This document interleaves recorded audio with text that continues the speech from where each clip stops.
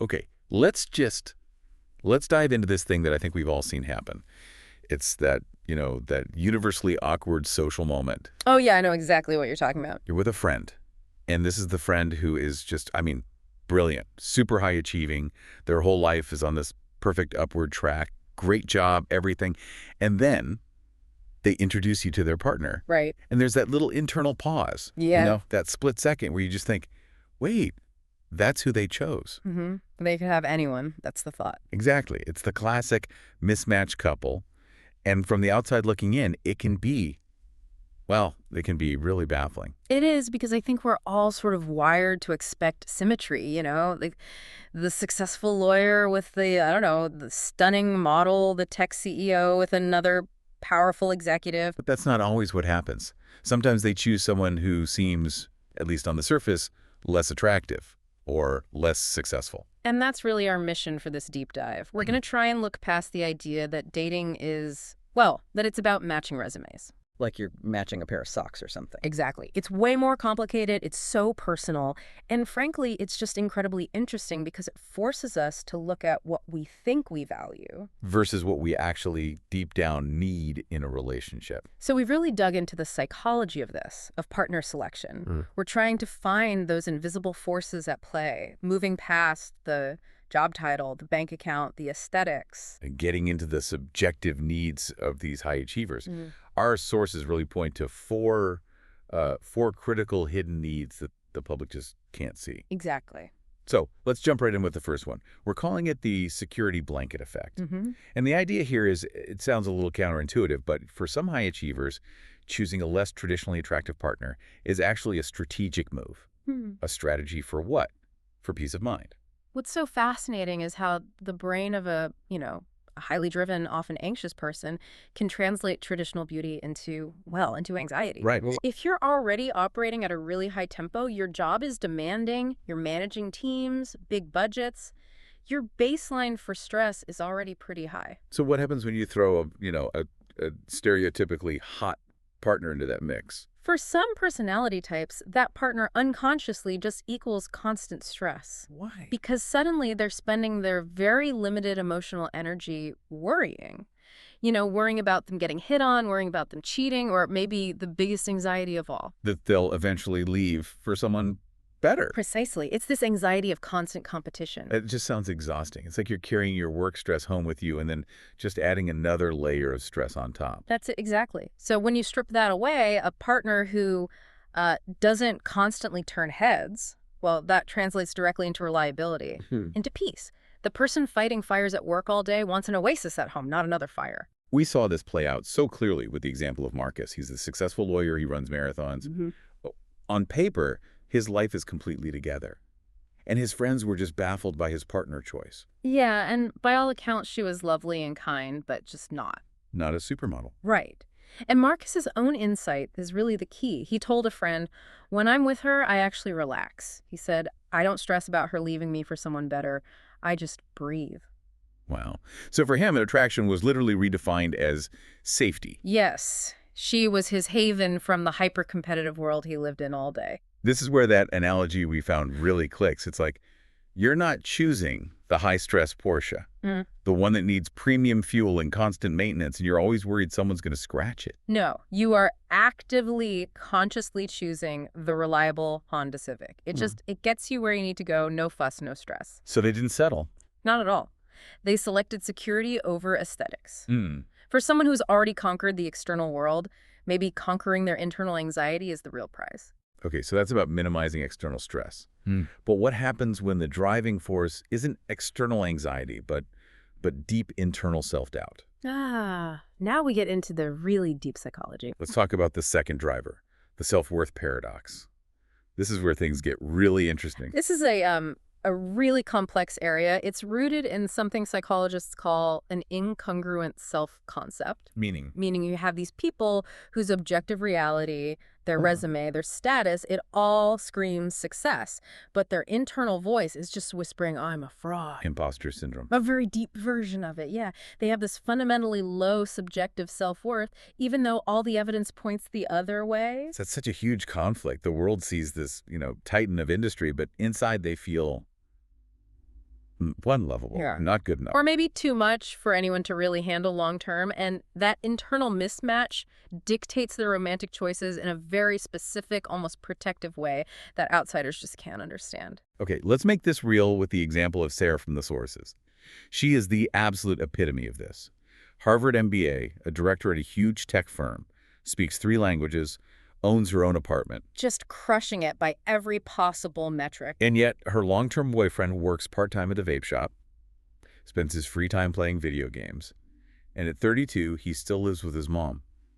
The mismatch is just stark. And the key to understanding Sarah is almost always in her history, in her childhood. She grew up internalizing these messages, maybe from critical parents, that she was too much. Too smart, too ambitious, too intense. Exactly. She internalized this wounded belief that her own intensity would eventually drive away anyone who was, her equal. But how does a brain that can get a Harvard MBA fail to see its own value? What's the protective mechanism that makes her choose the vape shop boyfriend? It's risk management. She is unconsciously selecting a partner who will never, ever challenge that damaged belief system about herself. Because a partner who matched her success might actually see her as too much and leave. And that would expose her to that original deep trauma. Yes. So the low-achieving partner, he's actually serving a purpose. He protects her fragile sense of self by needing her. Exactly. She is safe because she is indispensable. She's the anchor. She's the competent one. She wasn't just settling. She was building a fortress against her deepest fear, that if you strip away all her accomplishments, she's fundamentally unlovable. This dynamic keeps her in control. That is heavy. It really shows that who we pick is less about finding a mirror image of our success and more about finding someone who manages our oldest wounds. It's psychological survival, just disguised as a bad dating choice. Okay, moving to our third dynamic. This one is also rooted in childhood, but in a different way. The pull of the past, or what we're calling the comfort food theory. The comfort food theory is, I think, something everyone can get. You could go to a 5-star restaurant, but sometimes all you really, really want is mac and cheese from a box. Well, your mom's cooking, yeah. Yeah. It's not objectively better, but your brain reads it as safe, as home. And this translates directly and often tragically into our relationships. If you grew up in a home where love was defined by struggle, by dysfunction, by having to constantly fight for affection. Your brain actually gets wired to find that same painful pattern attractive. That's the critical mechanism here. It's called repetition compulsion. We unconsciously recreate these familiar, often painful dynamics, not because we like the pain, but because our brain is wired to see that emotional texture as safe. Wait, break that down. How can something that was painful feel safe? Because a calm, stable, unconditional relationship feels foreign. It feels unsettling or even boring to the subconscious. The compulsion is to go back to that original emotional battlefield, hoping that this time You could win. you can master it. The successful adult is trying to fix the dynamic they couldn't fix as a child. This explains the case of Tom perfectly. This self-made business owner, objectively successful, Yeah. but every single woman he dated was, for lack of a better word, a disaster. Right. One was always between jobs, needing money. Another had constant, complex family drama that he always had to swoop in and rescue her from. The pattern was so obvious from the outside. And his therapist finally nailed it. Tom's parents had this rocky, financially stressful marriage. His therapist told him, "You're not looking for a partner. You're looking to recreate the emotional texture of your childhood." He was addicted to crisis. So it wasn't that he was attracted to troubled women. He was attracted to the struggle itself, that feeling of having to constantly work to keep things afloat. That was his definition of love. Yes, exactly. A calm, stable partner felt wrong. It felt too easy. It didn't trigger that feeling of vigilance that his subconscious had wrongly labeled as commitment. So when we see a successful person with a disaster partner, it's not always a lapse in judgment. It could be this deep neurological pattern trying to win a battle from decades ago. And until they become aware of that wiring, they'll just keep ordering the same destructive comfort food. Which brings us to our last category. And this one feels, well, it feels less about trauma and much more about strategy. The low-maintenance philosophy. This is for the people who are actively and rationally choosing simplicity. Low conflict. That's the goal. Yeah, the way it was framed was that they approach relationships like choosing a house plan. Right. They stand there and they ask, what is the emotional cost of ownership here? Do I want the high-maintenance exotic orchid You know, the one that needs special light, specific humidity, constant emotional labor, deep talks every single night. Or do I want the cactus? Water it once a month, ignore it the rest of the time. And it thrives. For certain personality types, introverts, people who hate drama, people who feel drained by social obligations, the cactus is the ultimate prize.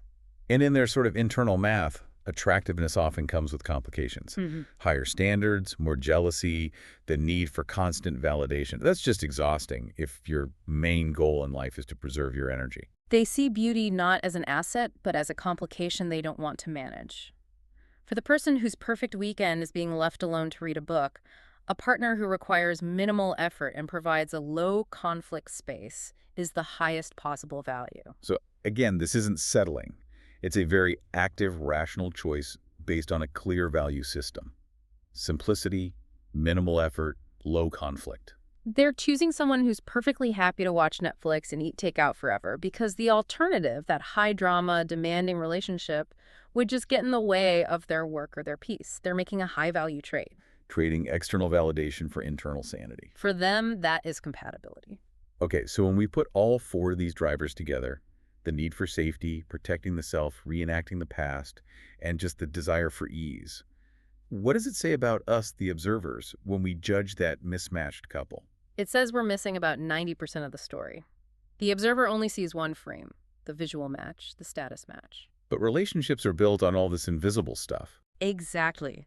Does this person make me feel safe? Do they soothe my deepest fears? Do they balance my energy or drain it?